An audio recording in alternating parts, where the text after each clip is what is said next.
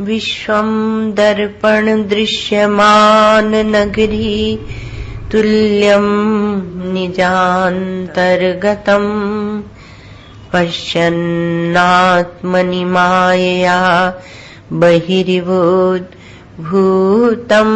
यथा निद्रया यः साक्षात् कुरुते प्रबोध समये स्वात्मानमेवाद्वयम् तस्मै श्री गुरुमूर्तये नमः इदं श्री दक्षिणामूर्तये।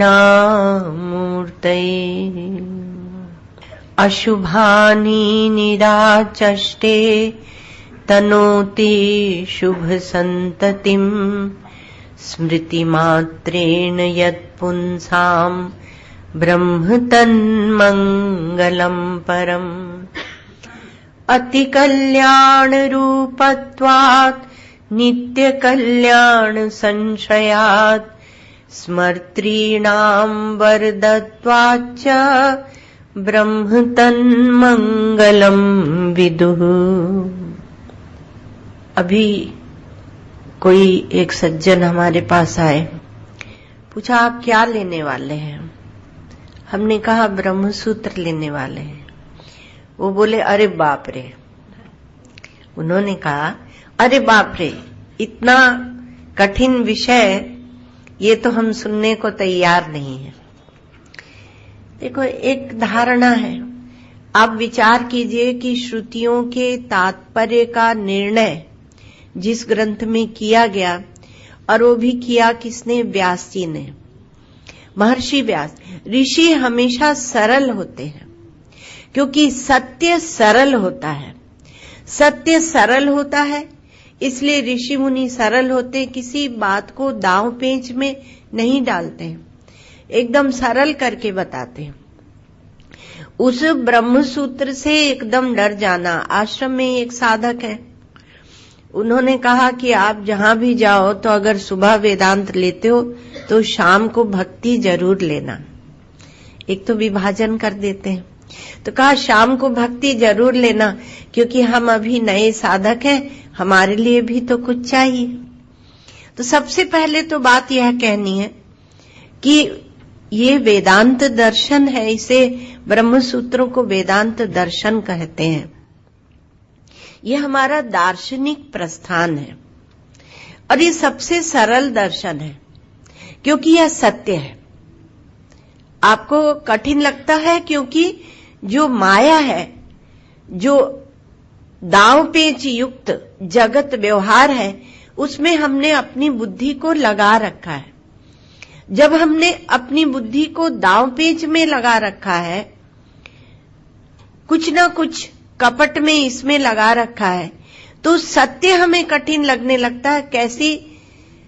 कैसी विचित्र बात है, एक विडंबना है कि सत्य कठिन लगता है। सरल जो है वह कठिन लगता है, और जो कठिन है, हम लोगों से कहो कि ये जगत का व्यवहार चला लो, तो एक को बोलते हैं तुम टिकट करा देना, तुम ये कर देना, तुम वो कर देना, और अपना तो अपना कहो, दिमाग को फ्री रखो। तो ये जगत का व्यवहार कठिन है। हमारे परम पूज्य गुरुदेव कहते कि जितनी समस्याएं हैं वो माया में है, ब्रह्म में कोई समस्या नहीं। तो ऐसा जो समस्याहीन, निर्भ्रांत, अबाध, अकाट्य सत्य है, उसको हम कहें कि ये तो कठिन है ब्रह्म सूत्र। हम आपको चाहे भाष्य हो पाए या ना हो पाए, लेकिन आपको बिल्कुल सरल करके ब्रह्म सूत्र सुनाएंगे। आप महीनों तक सुनते रहिए, वर्षों तक सुनते रहिए, हम सुना, जब तक देह है सुना सकते हैं। तो ये निर्भ्रांत सत्य है, इसको कठिन नहीं मानना चाहिए। तो ये इसको जब हम अपने जीवन से दूर कर देते हैं, और इसमें सरल है, भाष्यकार भगवान ने जो प्रारंभ में इसके भाष्य दिया, कोई मंगलाचरण नहीं, कुछ नहीं पहले से, क्योंकि ये आपके जीवन का सत्य है। आप स्वयं ब्रह्म है, केवल न जानने के कारण आप अपने जीवन के सत्य से दूर हो गए। तो ब्रह्म शब्द से एकदम घबराना नहीं चाहिए। ब्रह्म अर्थात वह जिसमें देश काल वस्तु कृत परिच्छेद सामान्य का अत्यंताभाव हो जाता, अत्यंत अभाव हो जाता है, उससे उपलक्षित वह नहीं है। नहीं तो आप अत्यंताभाव को ही ब्रह्म मान लेंगे तो पुनः आपके जीवन से दूर चला जाएगा ब्रह्म।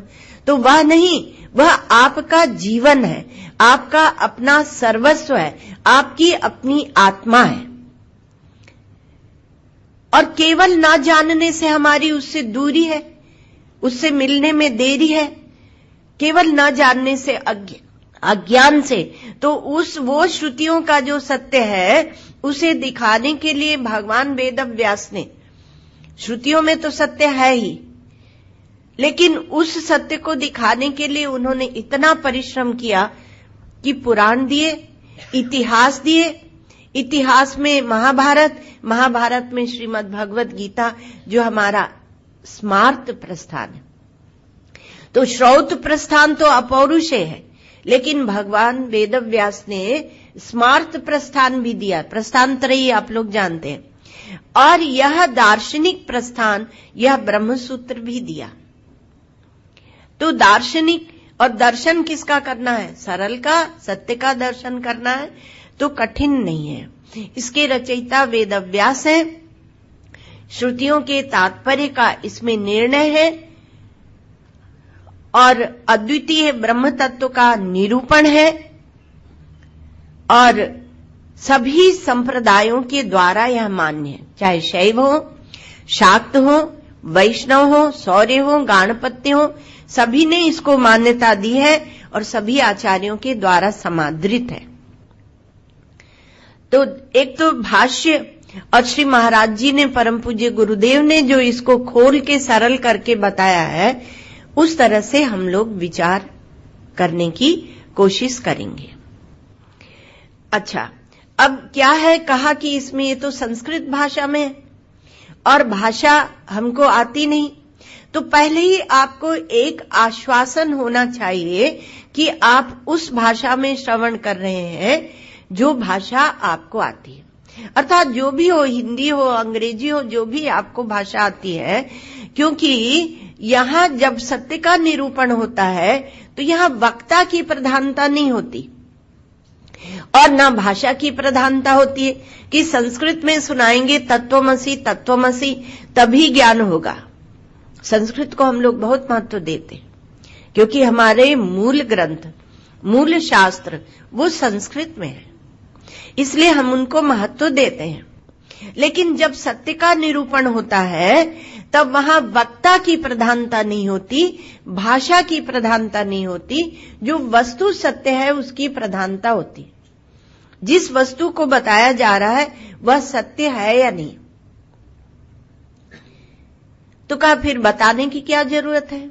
जब सत्य है तो हम अपनी इंद्रियों से जान लेंगे, आंख से, नाक से, कान से हम उसे जान लेंगे।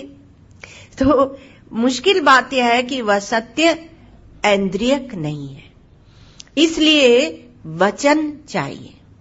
आप आंख से उसे देख नहीं सकते, कान से उसे सुन नहीं सकते कि कठोर शब्द है कि कोमल शब्द है, बांसुरी का है कि शंख का है। आप नाक से सूंघ नहीं सकते, यह ब्रह्म तत्व है, अपरिच्छिन्न तत्व है। तो इससे आप नहीं जान सकते वो ब्रह्म है, वह निरतिशय बृहद, बृहत्वात् ब्रह्मणत्वाद् वा, उसको ब्रह्म कहते हैं, वो बृहत है। तो अर्थात उसका कोई संकोचक नहीं है, देश भी उसका संकोचक नहीं है, काल भी उसका संकोचक नहीं है। और आपके जो करण है, आपकी जो इंद्रियां हैं, वो तो महाराज क्या बताएं, वो पूरे देश को देख सकती हैं क्या? नहीं देख सकती। और काल को देख सकती हैं क्या? काल को भी नहीं देख सकती।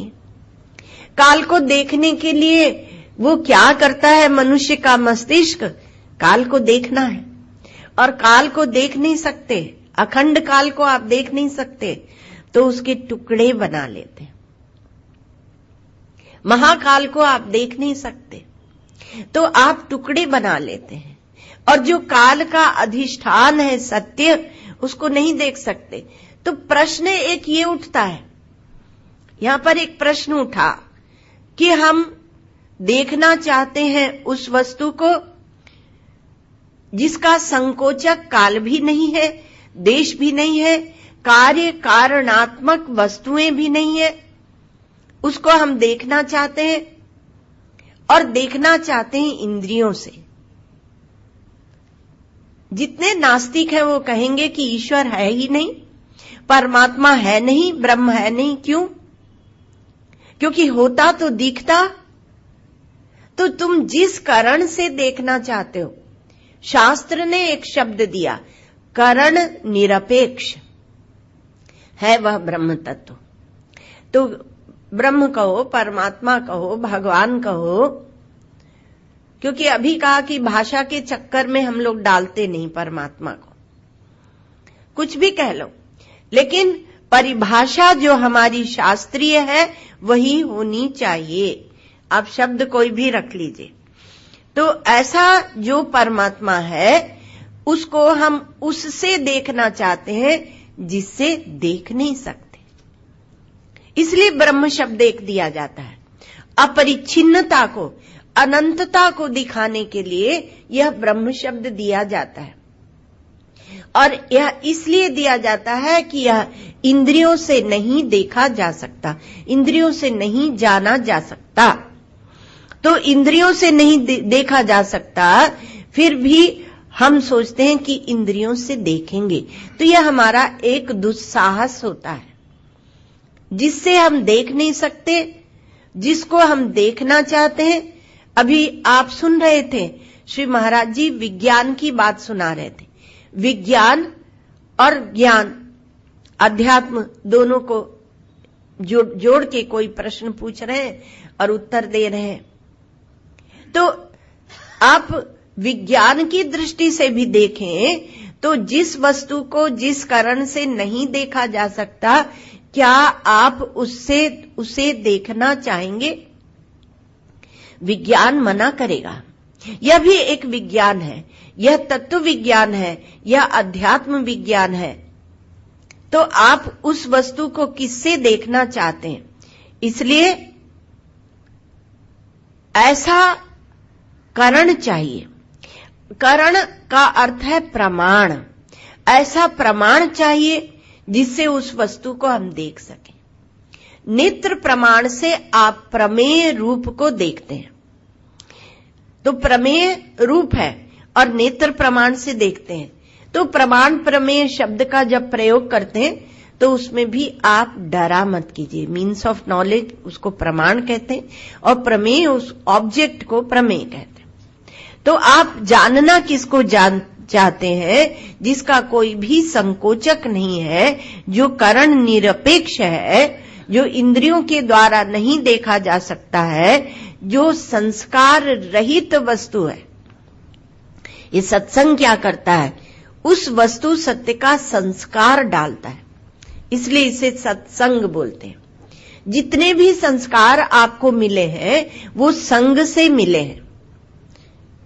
बच्चा पैदा होता है, कोई संस्कार नहीं होते, फिर माता पिता के संस्कार, गुरुजनों के संस्कार, यार मित्रों के संस्कार, वो सब संस्कार आते जाते हैं। तो ये संस्कार, सत्संग में संस्कार डाले जाते हैं। लेकिन ब्रह्म वह संस्कार रहित वस्तु है, तो जिसमें अनुभव की विषयता नहीं है, अर्थात वह सत्य, वह परमात्मा, वह अनुभव का विषय नहीं बनता है कि काला, पीला, लाल, प्रकाश रूप, शब्द रूप, ऐसा नहीं बनता है। तो उसको हम अनुभव के विषय में लाना चाहते हैं। ये हमारी एक बहुत बड़ी ग्रंथि है, और ये ग्रंथि टूटनी चाहिए। इस ग्रंथि को तोड़ने के लिए, क्योंकि अब तो इतना व्याख्यान करके तब हम लोग समझ पाते हैं। पहले किसी समय में जो शुद्धांतःकरण है वो गुरुदेव के पास जाकर प्रश्न पूछते थे, तो उनको एक शब्द कहने से उसका तात्पर्य अर्थ प्रकट होता था। तो ब्रह्म शब्द कहने से ही हमारी बुद्धि में जितनी परिच्छिन्नताएं हैं वो टूटने लगती हैं। एक बात और है, हम कहते हैं ब्रह्म और जगत को उससे अलग रखते हैं। तो कहा जो ब्रह्म है आपका वो कहीं और रहता होगा, 7वें आसमान में, पर ये दुनिया में तो ब्रह्म नहीं है ना, तो वो अपरिच्छिन्न कैसे होगा? जहां जगत होगा वहां ब्रह्म नहीं होगा। अच्छा, हम कहते हैं मैं और ब्रह्म, तो जहां हम होंगे वहां ब्रह्म नहीं होगा, तो उसको हम सीमा में बांध देते हैं। जब अनंत कहते हैं, परिच्छिन्न कहते हैं, तो आप जितनी भी कल्पना कर लो एक ब्रह्मांड की, कोटि कोटि ब्रह्मांड की, वहां सब जगह वो मौजूद है। आप भक्ति दर्शन में भी देखेंगे कि भक्त नरक भी जाता है तो भगवान वहां मौजूद है पहले से। तद्धावतो न्यान्यत्येति तिष्ठत्, वो आप कहीं भी दौड़ के जाइए, वो पहले से वहां मौजूद है। तो इसलिए उस परमात्मा का जो यह विचार है, तो इसके लिए हमें एक झूठा अभिमान नहीं करना चाहिए।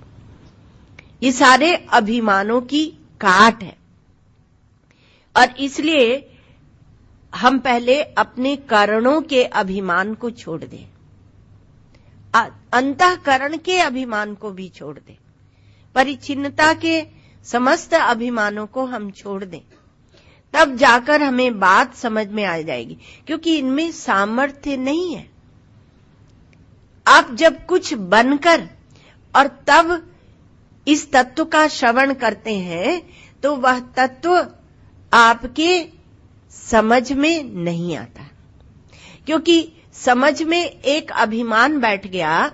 समझ को द्रवित होना चाहिए। समझ इसलिए कहते हैं गुरु के पास जाके श्रवण करो, क्योंकि जब गुरु के पास जाते हैं तो हमारा अभिमान द्रवित होता, हम झुकते हैं, श्रद्धा रूपी एक पूंजी हमें मिलती है। ये अथा तो ब्रह्म जिज्ञासा में आएगा, लेकिन हम लोग तो वहां पहुंच नहीं पाएंगे।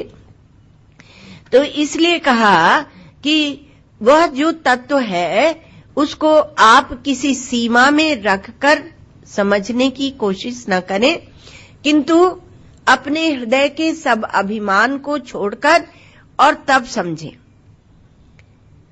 कहा कि महाराज हमने समझ लिया वह नित्य है।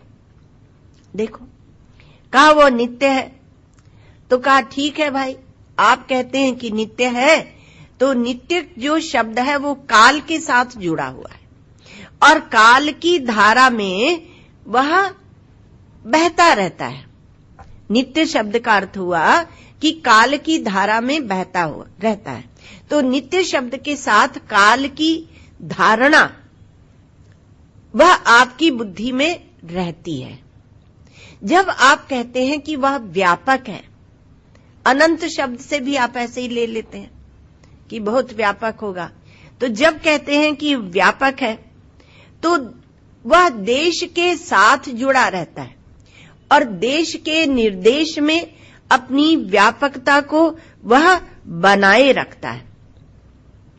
जब कहते हैं वो सबका कारण है, तो जितनी कार्य रूप वस्तुएं हैं उस कार्य में वह कारण रूप से अनुस्यूत रहता है। तो कारण रूप से समस्त कार्य में वह अनुस्यूत रहता है, तो उसको हम क्या बोलते हैं? देश, काल और वस्तु का कारण। तो देश में व्यापक, भरपूर, और काल में नित्य, और वस्तु में तो हमारी बुद्धि में ये तीनों चीज बनी रहती हैं, देश, काल और वस्तु, ये बनी रहती हैं। लेकिन अब ये जो कार्यता है आपकी, तो कार्य का जब प्राग अभाव होता है, अर्थात कार्य होता नहीं है, तो उसमें भी तो कहा वहां कारण तो रहता है ना, तो उससे वो उपलक्षित होता है। तो जो जितनी अनेकताएं दिखती हैं वो वस्तु है। यहां तक कि पृथ्वी दिखती है, सूर्य दिखता है, जो भी आपको निहारिकाएं दिखती हैं, वो सब वस्तुएं हैं, वो कार्य हैं। और उनका कारण कौन? तो कहा ब्रह्म। ऐसे हम सोचते हैं, तो कहा उनका कारण ब्रह्म।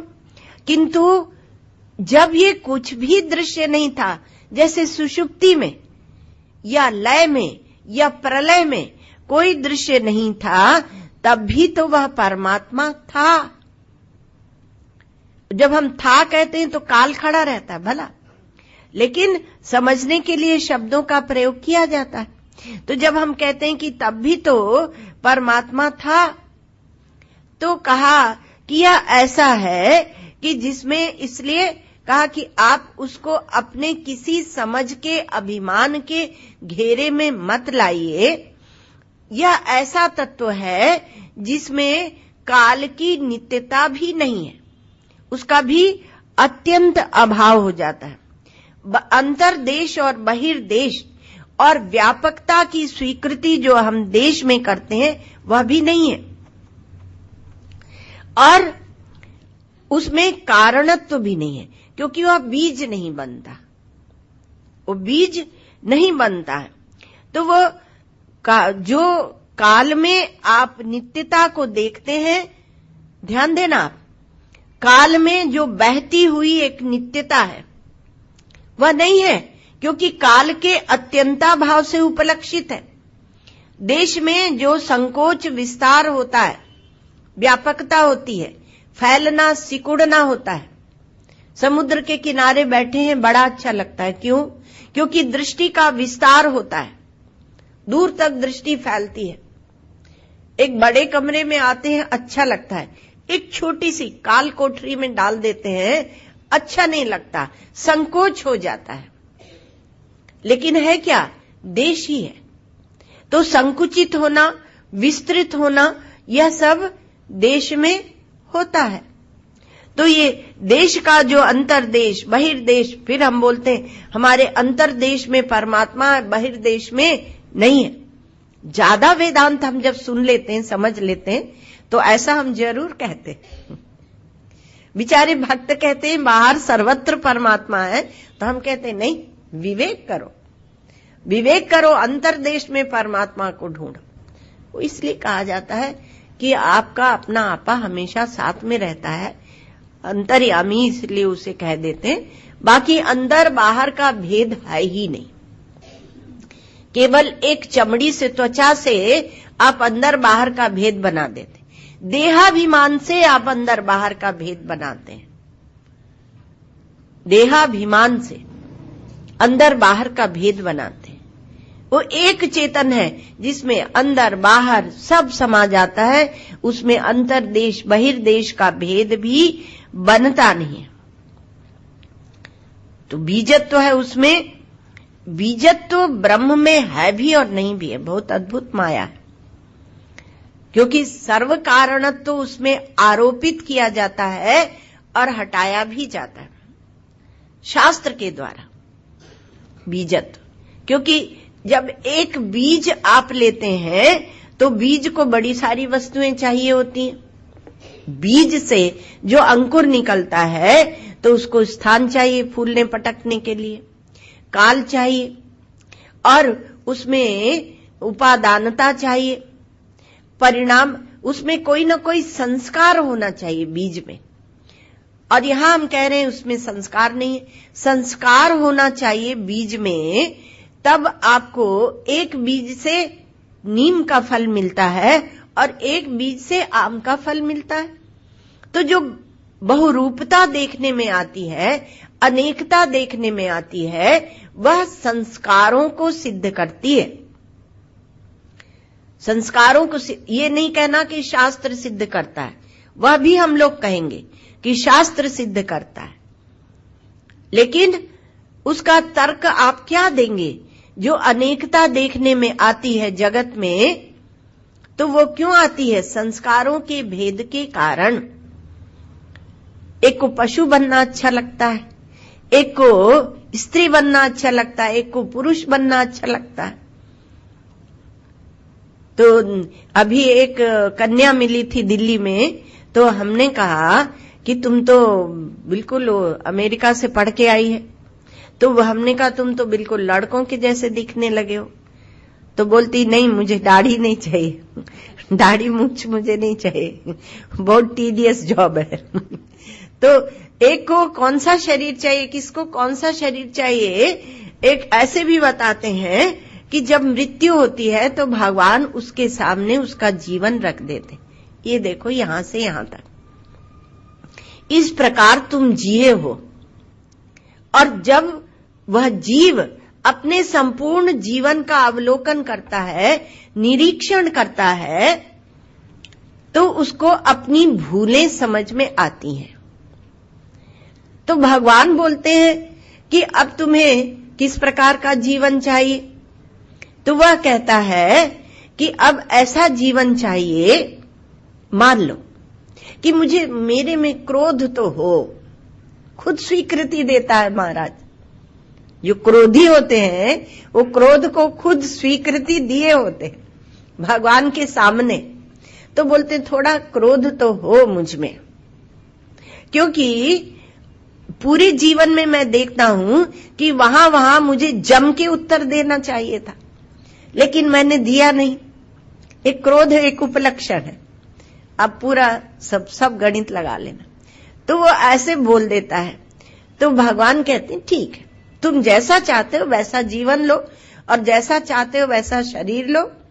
हम तो तथास्तु कह देंगे, हमारे पास कोई कमी नहीं है, हम सबके लिए तैयार हैं। अब वो उस प्रकार का देह, उस प्रकार का जीवन, उस प्रकार का क्रोध उसको मिल जाता है। अब भगवान क्या करते हैं कि उसको ऐसी परिस्थिति में डालते हैं जहां क्रोध पर चोट पड़ती है। अब दूसरा जब जीवन लेने जाता है तो कहता है मुझे क्रोध नहीं चाहिए, क्योंकि क्रोध पर चोट पड़ती रहती है उसके। सब जगह उसको पता है, अरे क्रोध नहीं किया होता तो इतना फायदा होता व्यापार में, क्रोध करके हम पिट गए, नहीं तो हम भी अंबानी होते। ऐसे ऐसे वो सोचता है। तो दूसरे जीवन, क्योंकि अभी तो वासनावान जीव है, भगवान से एक होना नहीं चाहता है, दुनिया मांगता है, माया में फंसा है, तो ऐसे मांगता रहता है। तो इसलिए कहा बिना संस्कारों के अनेकता उस परमात्मा में बन नहीं सकती। वेदांत इतना सुंदर शास्त्र है, आप इसको यदि एक संपूर्णतया समग्रतया देखेंगे तो वेदांत ने कहा कि ब्रह्म में बीजत्व तो है, क्योंकि ये कोटि कोटि ब्रह्मांड, इनकी शाखा उपशाखा, विश्व वृक्ष इतना बड़ा जो दिख रहा है, ये किस बीज से उत्पन्न हुआ? तो छोटा सा कोई बीज तो होगा नहीं, तो इसलिए कहा ये ब्रह्म बीज से उत्पन्न हुआ है। लेकिन अब वो ब्रह्म में बीज बनने के लिए संस्कार चाहिए। तो क्या कह दिया? संस्कार चाहिए, देश चाहिए, काल चाहिए, उपादानता चाहिए, पौष्टिक खाद चाहिए, 6 चीजें चाहिए होती हैं। विकारी होना उसका स्वभाव चाहिए, 6वीं वस्तु। तो कहा उसका विकारी होना स्वभाव चाहिए, और ब्रह्म में तो विकार हो नहीं सकता। उपादानता चाहिए, वास्तविक, देश चाहिए, काल चाहिए, सब चाहिए, पौष्टिक खाद चाहिए। तब वो अभी आश्रम में क्या हुआ कि गैया के लिए चारा लगाया गया। हमने कहा खाद ही मत डालो, खाद मतलब गोबर की डालो, पर वो केमिकल मत डालो, क्यों खिलाना? तो चारा कम उगेगा, बोले चारा कम उगेगा तो कैसे काटेंगे, कैसे खिलाएंगे? सेवा करने वालों ने ऑब्जेक्शन लिया। हमने कहा नहीं, जब हम हैं तब मत डालो, हमारे पीछे भले डालो हमारे सामने गईयों को तुम लोग नकली चारा उगा के खिलाओ। तो वो हमको, अब पुराने जमाने के लोग हैं, हम लोग बाल सफेद हो गए, तो फिर वो क्या है कि इतनी चीजें चाहिए, खाद भी चाहिए होता है, जल आदि जो आप देते हैं वो खाद ही तो जिससे पुष्ट होता है पौधा, तो ये सब चाहिए। तो कहा कि तब बीज से अंकुर निकलता है, वृक्ष होता है, फल आते हैं, वहां तक जाता है। अब जो हमारा ये ब्रह्म बीज है, प्रश्न ये उठा है कि ब्रह्म में बीजत्व है कि नहीं। देश का विचार, काल का विचार और ब्रह्म के बीजत्व का विचार, क्योंकि कार्य कारण लेते हैं हम वस्तु में, तो उसके बीजत्व का विचार, तो ये उसमें है कि नहीं। तो कहा पहले तो संस्कार चाहिए, नहीं तो अनेकता कैसे होगी, और उसमें संस्कार है नहीं। ब्रह्म में परिणाम, उसमें परिवर्तन होना चाहिए, और वह विकारी है नहीं कि परिवर्तन होगा, वासना युक्त है नहीं परमात्मा। तो इतनी मुश्किलें आ गई। तो इसी को लेकर वेदांतों में कई शाखाएं बन गई, द्वैत, अद्वैत, द्वैताद्वैत, शुद्धाद्वैत इत्यादि। तो ये बन गया। तो उन्होंने सृष्टि की समस्या खड़ी हुई। ब्रह्म की कोई समस्या नहीं, पर ये सृष्टि जो दिखती है, और सृष्टि से तो दूसरे आते हैं, वो कहते हैं हमारे योगी आदि कि तुम सृष्टि का विचार ही क्यों करते हो, आंखें बंद कर लो।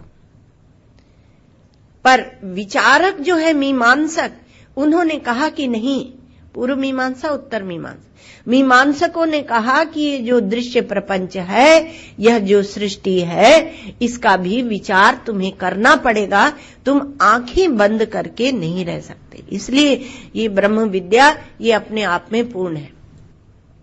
तो इन्होंने कहा कि देखो, ये दृश्य प्रपंच तो है, दिखता है, प्रतीत होता है, लेकिन यह सत्य नहीं है, ये मालूम ही पड़ता है, ये सत्य नहीं है, स्वप्नवत है। जितने समय दिखता उतने समय है।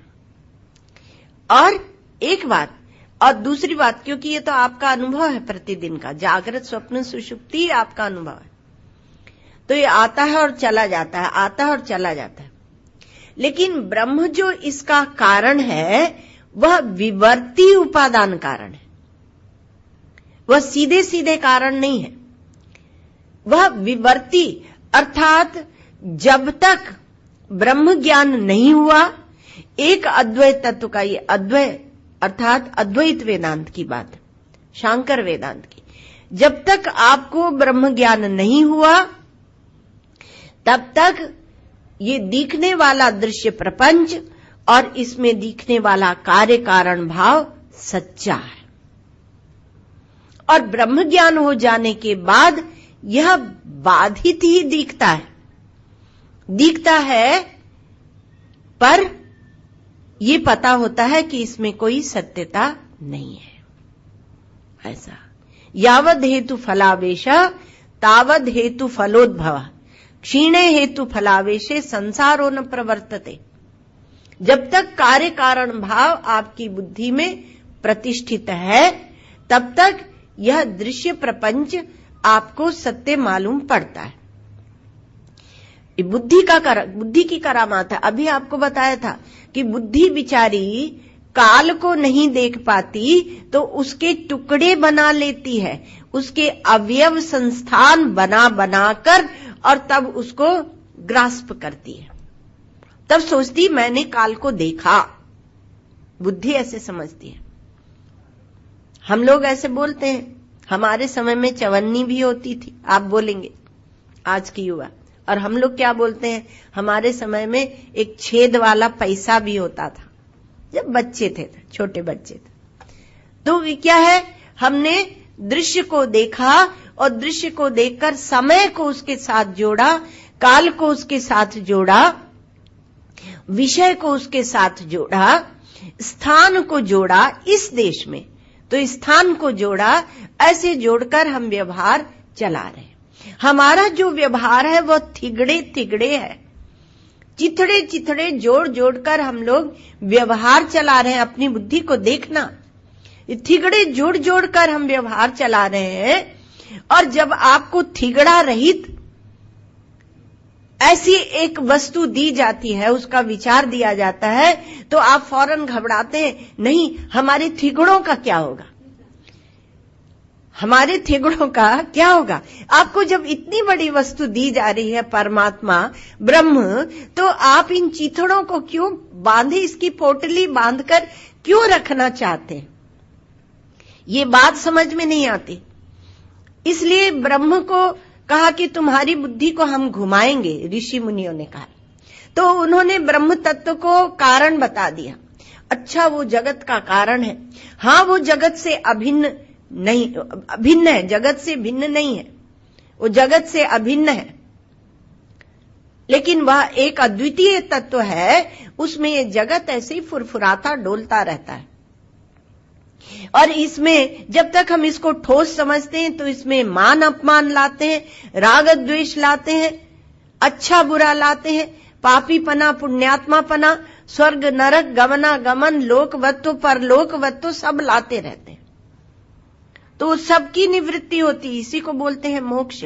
और इसलिए मोक्ष यही होता है, सद्यो मुक्ति होती है, कहीं और जाकर मोक्ष नहीं होता है। तो ऐसा यह ब्रह्म तत्व का विचार है, जिसमें ये अवयव रूप जो देश काल वस्तु है ये नहीं है। अच्छा, कहा इसको जानने की इच्छा ही दुर्लभ होती है। क्यों? क्योंकि संस्कारों से आक्रांत और वासनाओं से वासित जो बुद्धि है वह इस तत्व को जानने की इच्छा क्यों करेगी। अत्यंत पुण्यों के परिपाक से होती है, अंतःकरण शुद्ध होने पर होती है, और तब वह शुद्धांतःकरण कहता है कि अब हम इन चिथड़ों से काम नहीं चलाएंगे, हम उस अनंत वस्तु की ओर चलेंगे, जहां जाकर हमारा अभिमान विगलित हो जाता है। ये रोज रोज की समस्याएं और जन्म मृत्यु का चक्र, इससे हम छूट जाते हैं।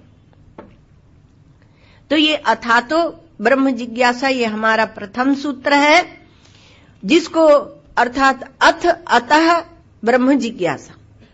सूत्र तो हम लोग लेंगे नहीं, अध्यास भाष्य लेंगे, लेकिन शास्त्र जो हमारा ब्रह्म सूत्र है उसका विचार कर रहे हैं। तो इसमें क्या है, ब्रह्म शब्द पर थोड़ा सा विचार किया, तो उसी थोड़ा बहुत किया है, वैसे तो करेंगे ही हम लोग। तो अतो माने जिसको अतः, इसके पश्चात, अथ अर्थात इसके अनंतर। किसके अनंतर? जो शुद्धांतःकरण जिज्ञासु है। अतः इस हेतु से, अर्थात परिच्छिन्न वस्तुओं से उसको तृप्ति नहीं हुई।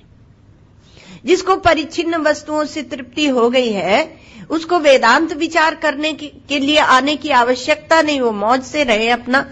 हमारे श्री गुरुदेव कहते थे कि रोग फैला के तब हम दवाई नहीं देते।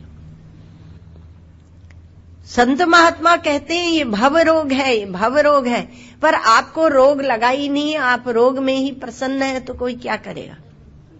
तो क्या कर सकते हैं? तो इसलिए जिनको रोग लगा है, जो छूटना चाहते हैं, वो आके विचार करे। तो वह क्या कहता है कि ये परिच्छिन्न वस्तुओं से हमें तृप्ति नहीं हुई, हमें यह अब और नहीं चाहिए। जो सोचते हैं कि हम टीवी देखते रहेंगे और टीवी में से भगवान निकल के आ जाएंगे, बांसुरी बजा देंगे और उसी से हमको भगवत साक्षात्कार हो जाएगा, तो उनके लिए क्या किया कहा जाए। इसलिए वो जो अनर्थ की निवृत्ति चाहते नहीं। एक बात आपको और सुनाए, एक बात कही जाती है अथातो ब्रह्म जिज्ञासा, इसमें अथ अतः इसके उपरांत अब ब्रह्म की जिज्ञासा करते हैं, इच्छा करते हैं। तो जिज्ञासा इच्छा करते हैं। तो ये जिज्ञासा या इच्छा, ये इसमें कर्तव्यता नहीं होती। कोई भी इच्छा कामना जब हो जाती है तब पता चलता है। हमारे श्री गुरुदेव कहते हैं कि आप बाहर निकल के जाओगे और 10 मिनट बाद क्या विचार सोचो, क्या इच्छा, किस इच्छा का उदय हो जाएगा, आपको पता है? नहीं पता। जब वो इच्छा का उदय हो जाएगा तब आप उसको जानेंगे, तब आप उसके औचित्य और अनौचित्य का विचार करेंगे, उचित है या अनुचित, बुद्धि से और इंद्रियों से उसको उसके अनुसार कर्म करेंगे। तो बीच में है इच्छा, इधर बुद्धि बैठी है, इधर इंद्रियां और कर्म शरीर बैठा है। तो आप यदि धर्माधर्म का विचार करने वाले हैं, उचित अनुचित का विचार करने वाले हैं, तो उस इच्छा को आप सम्मान दें या असम्मान दें, जैसी है वो। उचित है तो सम्मान देंगे और अनुचित है तो उसको तिरस्कृत कर देंगे और शरीर से उसके अनुसार कर्म नहीं करेंगे, तो बीच में झुलस जाएगी। ठीक है, ये बहुत बार आपने सुना होगा। तो इसमें कहते हैं कि मानस पुण्य होए नहीं पापा, तुलसीदास जी महाराज कहते।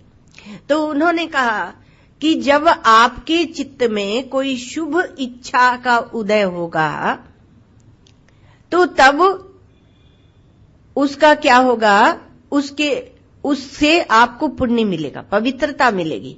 पर कोई पाप वृत्ति का उदय हुआ और उसके अनुसार कर्म नहीं किया तो आपको पाप नहीं लगेगा, क्योंकि इच्छा जब उदित हो जाती है तब हमें उसका ज्ञान होता है। इच्छा कृति साध्य नहीं है, इच्छा उदित होने के बाद अपने रूप को दिखाती है। तो इच्छा के अनुसार हम कर्म करें ना करें, इसमें हम स्वतंत्र हैं। तो ये बात जो कही गई है कि मानस पुण्य होए नहीं पापा, ये कलयुग के लिए कही गई। वहां वर्णन किया गया कि कलयुग में, इसका अर्थ ये निकला कि सतयुग में मानस पाप भी लगते हैं। अर्थात क्या तात्पर्य हुआ, यदि आप ज्यादा जागृत हैं, सावधान हैं, परमार्थ सत्य की ओर चल रहे, तो आप सतयुग में पहुंच गए।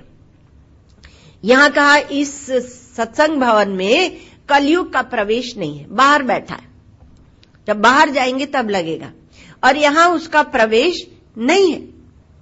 तो यहां क्या होगा कि आप सजग हैं, सावधान हैं, ब्रह्म विद्या का श्रवण सावधानी पूर्वक कर रहे हैं, और उसमें कोई एक बुरा विचार आ गया, ओ ये बुरा विचार कहां से आया, अब हम और जप करेंगे और ध्यान करेंगे और हम सत्संग करेंगे, जिसमें ये नहीं कि सत्संग के समय कोई दुर्विचार आ जाए। ऐसा आप सोचेंगे, क्यों? क्योंकि आप सतयुग में हैं, तो उसका पाप लगता नहीं। वो मोटे मोटे मतलब स्वर्ग नरक आप नहीं जाएंगे, लेकिन आपको स्वयं ही एक ग्लानि होगी। और जो जागृत नहीं है, पशुवत जीवन जी रहे हैं, तो उनको कोई ग्लानि नहीं होगी। दुर्विचार आया तो आया, दोस्तों से और जाके कहेंगे हमने ऐसे सोचा, दोस्त कहेंगे चलो योजना बनाओ, ऐसे ही करते हैं, ऐसा हो जाता है। तो क्या है यहां पर कहा, अथातो ब्रह्म जिज्ञासा, अर्थात ब्रह्म की इच्छा, ब्रह्म को जानने, मोक्तुम इच्छा मुमुक्षा और ज्ञातुम इच्छा जिज्ञासा। तो यहां जिज्ञासा शब्द का अर्थ जानने की इच्छा नहीं है, किंतु ब्रह्म विचार है। तो ब्रह्म विचार है, तो ब्रह्म ज्ञान जो होता है वो ज्ञान हमेशा केवल अज्ञान को निवृत्त करता है। ज्ञान ब्रह्म को प्रकट नहीं करता, किंतु ब्रह्म विषयक जो अज्ञान है उसको निवृत्त करता है। ये बात समझ लेना चाहिए। तो इसलिए अब कहा कि ब्रह्म विषयक जो ज्ञान होगा, जितने हमारे आचार्य हैं वैदिक, वो कितने सावधान हैं आप देखिए, चाहे भगवान शंकराचार्य हो, चाहे वेदव्यास हो, श्रुतियों को साथ में लेकर चलते हैं, क्योंकि श्रुतियां अपौरुषेय हैं, पुरुष की रचना नहीं है, और उसके अनुसार ब्रह्म तत्व का निरूपण होता है। आप कहेंगे किसी ने लिख दिया, आपकी शंका को भी बीच में ले आते हैं, क्रम तो हमारा टूट जाता है, लेकिन आजकल प्रश्न ऐसे होते हैं। तो किसी ने लिख दिया और आप उसको अपौरुषेय कहते हैं, और फिर उस तत्व का निरूपण करते हैं, वो कुछ भी हो, और फिर आप हम लोगों को कह देते हैं कि वह अप्रमेय है, वो प्रमाण का विषय नहीं है। तो कहीं एक शब्द जाल में, शब्दों के आडंबर में तो हमारी बुद्धि को नहीं घुमाया जा रहा, ये प्रश्न पूछना चाहिए। तो शब्द जाल नहीं है, क्योंकि यह आपकी प्रत्यगात्मा है और इसकी अनुभूति होती है। और जब आपको ये लगने लगे कि संपूर्ण दृश्य प्रपंच मुझसे ही उदित होता है, जो तटस्थ लक्षण बताए मुझसे ही प्रकट होता है, मेरा ही रचा हुआ है, मुझ में ही समा जाता है। ये तो वाइमानी भूतानि जायन्ति येन जातानि जीवन्ति यत् प्रयन्ति अभिसंविशन्ति। तब आपकी गति चेतन की ओर हो रही है, और जब आपकी गति चेतन की ओर हो रही है तो आप इस विषय को, ये जो सब्जेक्ट है, इसको आप आत्मसात करने लगेंगे, आपको इस समझ में आने लगेगा। और जब आपको इसका अपरोक्ष साक्षात्कार होता है तब आप समझते हैं कि ये शास्त्र कितने सुंदर हैं। हमारे यहां जीवन मुक्त का जब वर्णन आता है तो निगम वर वीथी प्रचरणम, शास्त्र की वीथियों में, गलियों में वह रमण करता है, वह सत्संग करता है, वह शास्त्रार्थ करता है, वह एकांत में भी शास्त्रों के विचारों को गुनगुनाता रहता है। तो उसके उस सत्य का अपरोक्ष साक्षात्कार होता है। ऐसा नहीं कि केवल ये शब्द होता है, शब्द से परे है, यह अनुभूति है। एक अभी अनुभूति का विषय बनने की बात हो रही थी, उसी में हम लोग देश काल वस्तु पर गए थे। तो जो देश काल वस्तु को हम अनुभूति बनाते हैं वो भी बनती नहीं, तो यह अनुभाव्य नहीं है, अनुभूति का विषय नहीं है, किंतु अनुभव स्वरूप है, स्वयं अनुभव स्वरूप है। उसके बाद और कुछ जानने को शेष नहीं रहता। तो अज्ञानकृत संपूर्ण अनर्थों की निवृत्ति और उससे विलक्षण परमानंद की प्राप्ति, ये हमारा लक्ष्य होता है। इसके प्रति हम सावधान हो जाते हैं। तो जिसको जान लेने से सब कुछ जाना हो जाता है। श्रुति ने कहा यस्मिन् विज्ञाते सर्वमिदं विज्ञातम भवति, वो है ब्रह्म तत्व, अर्थात इंद्रियों के द्वारा नहीं जाना जाता, क्योंकि जिसको जान लेने से सब कुछ जाना हुआ हो जाता है। तो ज्ञान की यहां महिमा है। ब्रह्म जिज्ञासा, जिज्ञासा शब्द देकर ज्ञान की महिमा बताई गई। हमारे श्री महाराज जी तो जिज्ञासा शब्द को अणुबम कहते हैं। अणुबम, ये एक ऐसा अणुबम है क्योंकि इसमें बहुत रहस्य छुपे हुए हैं। तो इसके इसलिए ना वेद विन मनुते तम बृहंतम, जो वेद के रहस्य को नहीं जानना चाहता वह ब्रह्म को नहीं जान सकता है। वो कैसे जानेगा?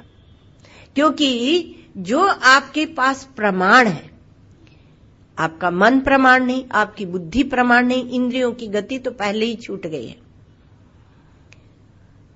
उसमें प्रमाण है शास्त्र, वेद प्रमाण है, वेदांत प्रमाण है, अर्थात उपनिषद प्रमाण है। वेदांतो नाम उपनिषद प्रमाण। तो कहा कि वेदांत उपनिषद प्रमाण है और उसको ही आप स्वीकृति नहीं देते तो कैसे जानेंगे? तो ये जिज्ञासा, उसको जानने की इच्छा होना ही बहुत कठिन है। और इच्छा हुई तो वह किसके द्वारा जानेगा? कारण क्या है? उपनिषद, ये कारण है। इसलिए उपनिषदों की यहां मीमांसा है ब्रह्मसूत्र में। तो उपनिषद प्रमाण के द्वारा हम जानेंगे। यदि आपका अंतःकरण शुद्ध है तो आप ये समझेंगे कि जो वस्तु जानी जाती है वह किसी प्रमाण से जानी जाती है। प्रमाण का विभाग एक होता है, निर्माण का विभाग एक, प्रमाण का विभाग। जब तक आप ज्ञान को महत्व नहीं देते आप प्रमाण के विभाग में नहीं आते, आप निर्माण के विभाग में होते हैं। चाहे आप एकांत में बैठ के कितनी भी समाधि लगा लीजिए, समाधि लेते हैं तो धर्म उपासना पहले ही ले लीजिए आप, तो कितनी भी समाधि लगा लो, लोग आपको पूजने लगे जो समाधि में रहते हैं उनकी बड़ी पूजा होती है महाराज। वेदांतियों को ईर्ष्या होती होगी। एक हमारे गुरु भाई अभी हमसे कह रहे थे, देखो तुमने ज्ञान बहुत बता लिया, अब थोड़ा ध्यान कराया करो, थोड़ा ध्यान भी कर, क्योंकि ध्यान की बड़ी महिमा है, लोग उसका बड़ा महत्व समझते हैं। विनोद कर रहे तो बोले कि थोड़ा ध्यान भी कराया करो तो बहुत अच्छा होगा, तुम्हारे श्रोता बढ़ जाएंगे। ऐसा तो क्या है कि आप ये ज्ञान की महिमा जिसकी बुद्धि में आ गई उसी को जिज्ञासा होगी, वही श्रवण करने जाएगा। ये दुर्लभ है। प्रमाण के द्वारा सिद्ध वस्तु जो है वह प्रमाण के द्वारा जानी जाएगी। जो सिद्ध वस्तु है ही, उसको बनाना नहीं है, उसके लिए कुछ करना नहीं है, किंतु जो आपने करने का भ्रम बिठा लिया है उस भ्रम को हटाना है, निवृत्त होना है। तो इसलिए जो इस प्रमाण के महत्व को समझ लेता है, एक वाक्य है, प्रमाण पर श्रद्धा होना यही अंतःकरण की शुद्धि है, और वही वेदांत का जिज्ञासु है जिसको प्रमाण पर श्रद्धा होती है। यदि प्रमाण पर ही श्रद्धा नहीं है तो जिज्ञासा कहने से क्या होगा? अब कहां जाके श्रवण करेंगे? किससे?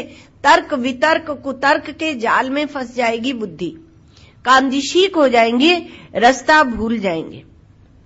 श्रुतियों ने कहा ने नानास्ति किंचन, यहां नानात्व कुछ भी नहीं है, अर्थात नानात्व को छोड़कर विचार करो। और मृत्यु समृत्युम गच्छति यह नानेव पश्यति,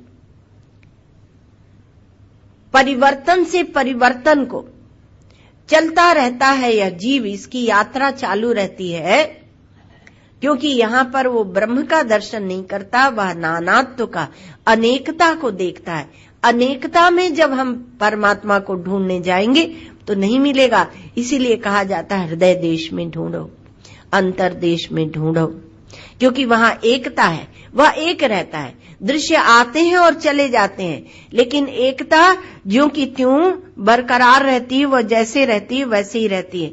तो जो परिच्छिन्नता की मृत्यु से अपनी मृत्यु मान रहे हैं, मृत्यु हुई शरीर की और मृत्यु मान ली अपनी, तो परिच्छिन्नता की मृत्यु से अपनी मृत्यु मान रहे हैं, तो वो उनसे ये जगत नहीं छूटेगा, उनसे बंधन नहीं छूटेगा, जन्म मृत्यु नहीं छूटेगी, वो ऐसे ही चक्र में घूमते रहेंगे, ऐसे ही चक्र में घूमते रहेंगे। एक कोई सज्जन है, वो बोलते हैं कि हमारे पास बहुत पैसा है और हमारे पूर्वजों ने हमें दिया है, तो हम जैसे चाहे वैसे मौज से उड़ाएंगे, मौज शौक करेंगे। तो उनको ये पता ही नहीं कि मृत्यु सामने खड़ी हुई है। ऐसी भी विडंबना है, मृत्यु हम देखते रहते हैं लेकिन पता ही।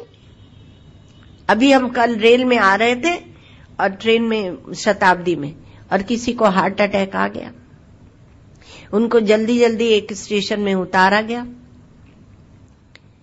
तो वो हम सब देखते हैं, लेकिन क्या है कि अगर हमारा कोई संबंधी है तो उस संबंध के कारण हम दुखी होते हैं, लेकिन मृत्यु की जो घटना है उससे हम दुखी नहीं होते।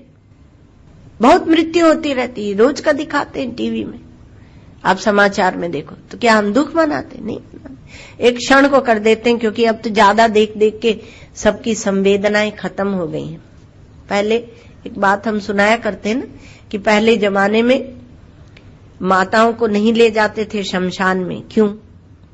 क्योंकि पुरुष ही कठोर बने और जो माता है उसकी कोमलता बनी रहे, उसकी संवेदनशीलता बनी रहे।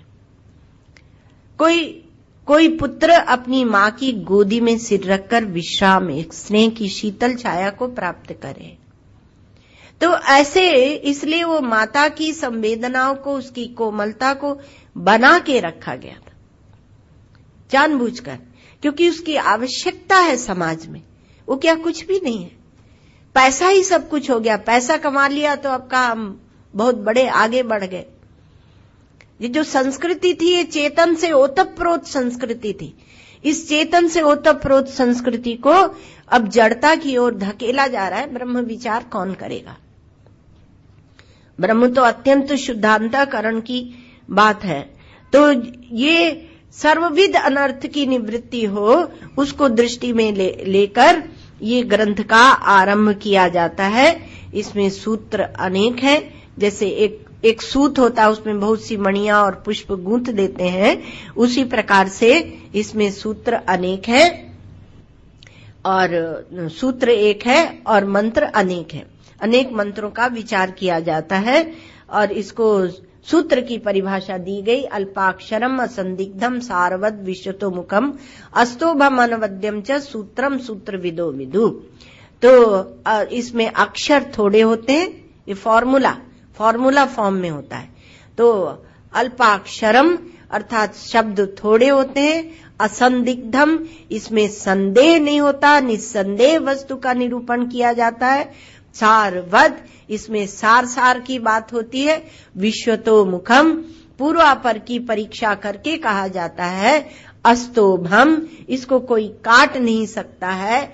अनवद्यम च, और यह निर्दोष होता है। ऐसे सूत्र के वेत्ताओं ने सूत्र शब्द का यह अर्थ निकाला। ये हमारा टेक्निकल शब्द है और इसलिए ये ब्रह्म सूत्र है। इसमें 4 अध्याय हैं, अर्थात एक ही वस्तु के 4 विभाग कर दिए गए हैं। इसमें 4 अध्याय हैं और एक एक अध्याय में समन्वय है, अविरोध है, साधन है, फल है। ये 4 अध्याय हैं और एक एक अध्याय में 4 पाद हैं, अर्थात 16 पाद हो गए और 151 इसमें 191 अधिकरण है और 555 सूत्र है। ये ग्रंथ का एक कलेवर बताया। ओम पूर्णमिदं पूर्णात् पूर्णमुदच्यते पूर्णस्य पूर्णमादाय पूर्णमेवावशिष्यते। ओम शांति शांति शांति।